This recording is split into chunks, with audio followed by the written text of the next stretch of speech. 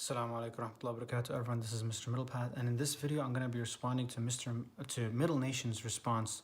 I want to say first of all, Jazakallah khair, and thank you for responding to my video.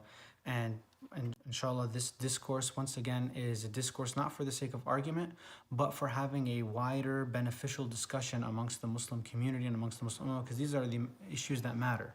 So one thing I want to get out of the way is there was a couple of things that were misunderstood. That was my fault, by the way, not yours. It was my fault, by the way. I didn't speak clearly. So looking back at that, I'm going to have to send a video correction about this, about some of the points that I did not clarify very well or were misunderstood. One thing I do want to get out of the way was that you mentioned that I believed that you think what Ataturk did was correct or it was somehow justified. I don't believe that at all, and I never saw anywhere in your videos that you think that what Ataturk did was okay.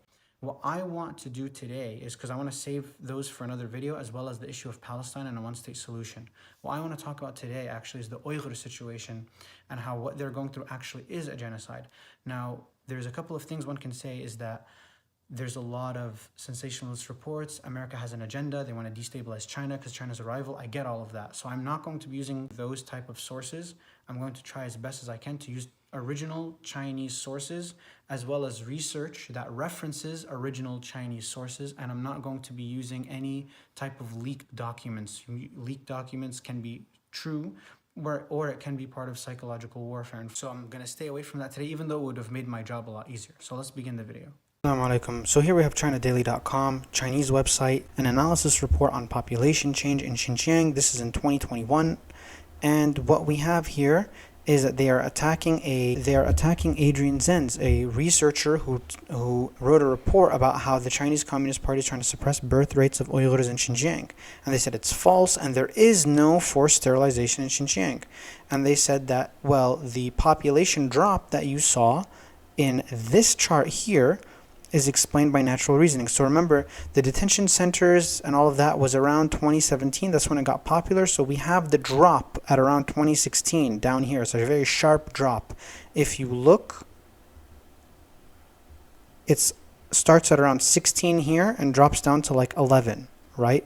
So we go back. That's about a 30% drop in birth rates, and that alarmed the rest of the world. For those who are wondering, this huge drop here in birth rate is because of the Great Famine during the Mao Zedong era. So that was a while back. Don't worry about that. We are worried about this. This is the blue for the Uyghur, okay, for the birth rate. And they give a number of explanations, and it's quite telling that they actually really just tell you that, hey, we've been long-term implementation of differential policies on Han and other ethnic groups. So they're saying we've been nice to the Uyghurs. And you can read this. We've been nice to the Uyghurs. We've been loosely in enforcing this law. The reality is, family planning policy was not strictly implemented, resulting in the emergence of large number of additional population. So they're literally telling you we didn't enforce the family planning policies on them that hard. So now we're going to now we're going to implement it. I mean, I don't know how much clearer it can get than that. And they even say here, some locals are opposed to the family planning policy because they insisted on their old childbearing concept and cognition, which hindered the implementation of the policy, meaning their old way of thinking, right? Religious extremists, right? Determination of pregnancy, abortion as the practice of kafirs. And so they had to make sure that the family planning policy went according to plan. So, and they tell you on the second page, they make it the first reason, family planning policy is strictly practiced, right? Each registered urban couple, so if you're living in the city, is permitted to have 2 children at most, and each registered rural couple, meaning if you're living in the farm, is allowed to have 3 children at most. Any violation of the ordinance is subject to due penalty. So they tell you that is what they're doing. And they're saying the mindset on marriage and procreation has shifted. And they mention it here. Religious extremism has been effectively curbed. Right? Wow. I wonder how they did that. What did they do? Xinjiang government managed to liberate the minds of numerous people from the shackles of religious extremism. And those infected by religious extremism in the past were converted to enjoy the freedom to arrange their own marriage. They also abandoned the extremist thought of those who practice birth control and contraception are heretics. and embraced the idea of fewer and better birth brings lifelong happiness. So they're literally telling you, we have liberated their minds, they are not extremist anymore, and we are enforcing family planning policy strictly. So their defense against themselves actually turned out to be an incrimination if you can read between the lines. We have another defense here, Tianxinet, about Xinjiang, which is another Chinese website. And it goes in and says these are lies. Here's the real data. The population has been increasing. Notice what's missing here is the birth rates. The birth rates are not there. And a lot of these stats are taken from this book here, the Statistical Yearbook. Every year they have the Statistical Yearbook. So the Xinjiang Statistical Yearbook, this one's 2020. Other data that's also important, as well as population. So it is absolutely possible to sterilize people, or to sterilize a large segment of the population, but still have the population grow. Remember, guys, this graph that we were looking at in the beginning is for birth rate. The blue is birth rate, and not necessarily for population growth. You can have a lower birth rate, but then the population is still growing for the time being because you didn't sterilize everybody. So if we scroll down, I spared you the trouble of scrolling down 129 pages to find it, but you have birth rate, death rate, and natural growth rate of population in main years. So this is the 2020 Statistical Yearbook, guys. So this goes down to 2019, right? The last year would be 2019 because they're doing the stats for the year before. So let's look at the birth rate, and these numbers represent birth per thousand people, or per thousand women. I forget which one, but in any case, on the mainstream media, I know I said I wouldn't use mainstream media, but mainstream media said that Chinese government was doing their detention centers since 2014, right?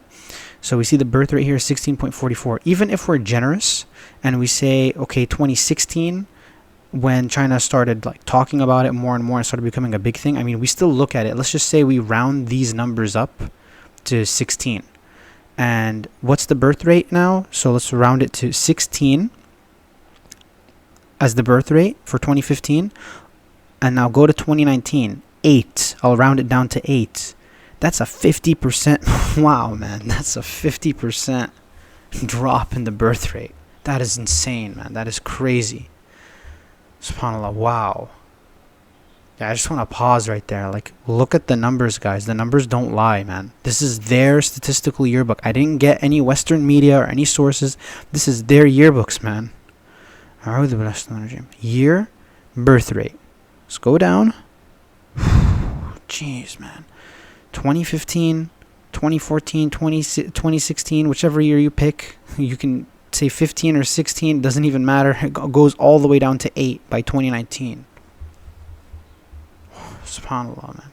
And that's where and that's where this comes from, right? This chart. So the blue is birth rate, as we said before, and it starts at about 16 per thousand births, and then it goes down to about 11 per thousand births. And because this chart ends at 2018, I mean, it could have kept going down to 8. It would have kept dipping.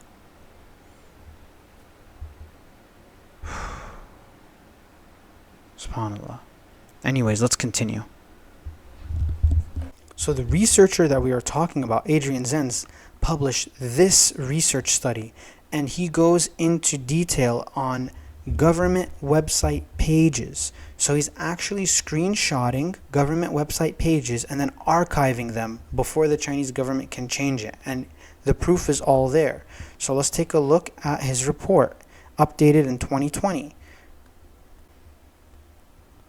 We see the summary of major findings. Natural population growth in Xinjiang has declined dramatically. Growth rates fell by 84% in the 2 largest Uyghur prefectures, which means like a governing area made up of multiple counties, between 2015 and 2018, and declined further in several minority regions in 2019.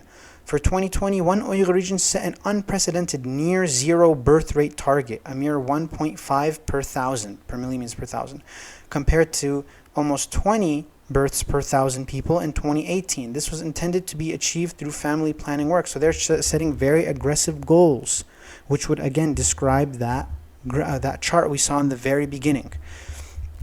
Government documents bluntly mandate that birth control violations are punishable by extrajudicial internment in training camps. This is a direct response to Shahid Bolson, who was saying that. So what can be substantiated, in my opinion, is that they are putting the Uyghurs, any Uyghurs who they feel are sympathetic towards the separatist cause, which to them means that how they understand sympathy to the separatist cause is that if you're too religious. So they're putting those people into re-education camps against their will for usually months at a time, where they will be subjected to constant indoctrination, and they will receive some sort of work training. It's unquestionably wrong. It's unquestionably a violation of their human rights, and it is unquestionably not a genocide. This is not the case because the government has tied extra births with religious extremism. If you read between the lines in the news report that I was looking at, you will see that that connection is quite clear. Documents from 2019 reveals plans for a campaign of mass female sterilization in rural Uyghur areas. So let's go into the chart. Here it is, right? Natural population growth. We have this decline happening due to the family planning policy implementation from about 2014 all the way down to 2018, and we don't have the data to keep going, actually, which we should have, and we would see the numbers go down even more. And the dark blue is the Uyghur. The Han, which is the main ethnic majority in China, is the orange. Again, to prove to you guys that Adrian Zenz is being honest, may Allah guide him to Islam. Most recently, Uyghur regions appear to conceal this type of data, indicating its increasing sensitivity. Minority regions that did publish birth rates for 2019 show continued drastic declines between 30 and 56%. I showed you the Xinjiang statistical report. If we click here, right, the prefecture, again, these are all archived photos. He screenshotted them and he put it on archives. So, and these are from government websites. So no one can say that this is a conspiracy or Western media or anything. I'm giving you Chinese official stats, and that's where he's getting it from. And you have all the charts here. So let's go back to the report. So let's read this in red. I want you all to read this with me. On May 30, 2018, Bengal Prefecture issued a notice stating that violations that took place since July 28, 2017, and where women had exceeded the birth quota, remember the birth quota that we talked about in the original news article we read, by 2 or more children, must both adopt birth control measures with long-term effectiveness and be subjective to vocational skills, education, and training. So they have to be birth controlled, right? And they have to go to those detention centers. Remember what Shahid Bolson was saying, they just get sent to those camps and they get vocational skills and education training. Vocational skills and education training is a euphemism for those camps.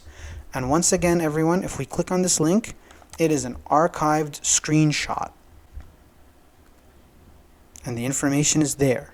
For those who speak the language, they can confirm. Let's keep going, shall we? Let's read the yellow. In Pishan County, the 2019 Family Planning Budget Plan called for 8,064 female sterilizations. Against the sterilization can be reversible or non-reversible, as well as 5,970 IUD placements. Those are the birth controls that go in a woman's private parts. 4,281 IUD removals and 81,000 pregnancy checks, as well as 157,000 IUD checks. These are very aggressive numbers, once again. And it doesn't matter whether her tubes are tied and it's reversible, as in this picture, or whether they just straight up cut the tube and it's irreversible. Even if they do the reversible one, what does it matter if she's past her fertile years and she's past her prime years and she can't have children anymore, and then they untie her tubes? Does it really matter at that point? Sterilizations, and I want us to look at this chart. Sterilizations per 100,000 of the population. The number shoots up compared to the national average of the Han Chinese being the ethnic majority. We have the Xinjiang shooting up in terms of how many sterilizations they get. Okay, Jazakallah khair, and we're back now, everyone. So one thing that someone could say is that, hey, how do we know that the language even says what the guy says it is? And the reality of the matter is that this report has been published and so widespread that even China itself is making refutations on it. So it has been read by people who speak the language, and it has been confirmed. You can look at a Muslim YouTuber named Brother Arsalan, who runs Talk East Turkestan. He has over 600 videos. He has interviewed many Uyghur people, and the whole thing of Uyghur women being forcefully sterilized is ubiquitous now. We have so many different interviews of women saying that they've been through this. And this constitutes actually under the Geneva Convention, this actually does constitute a type of genocide. One of the definitions for that would be forced sterilizations or forced birth control methods, because it's a type of killing them off in the future. So yes, it's not as dramatic as the Rohingya. As you mentioned, the Rohingya are being killed by the Burmese government and all fled to Bangladesh. It's not as dramatic as that. But China is a surveillance state, and they can keep people from exiting China, and they can do the birth control and family planning measures that they have, and they can do a slow burn. I mean, some projections project anywhere from 2.5 million to 4 million births reduced in the Uyghur population by 2040. I mean, that's a huge number. If the Burmese killed 2 to 4 million Rohingya, we would definitely consider that as a genocide. So it's the same concept. They're culling the population. And China has their own defense, which is that, hey, we do family planning policy anyway. We're just implementing our laws, and there's nothing wrong with it. We're not doing anything wrong. These practices are safe, and we're not harming them, and we're providing for them everything they need. I mean, they literally admit it. It's irrefutable that China is committing a type of genocide on the Uyghur people, and we'll leave it at that, inshallah. I'd like to hear your response if you think that the information or the statistics that I gave are compelling or not. Jazakallah khair, and Assalamu alaikum.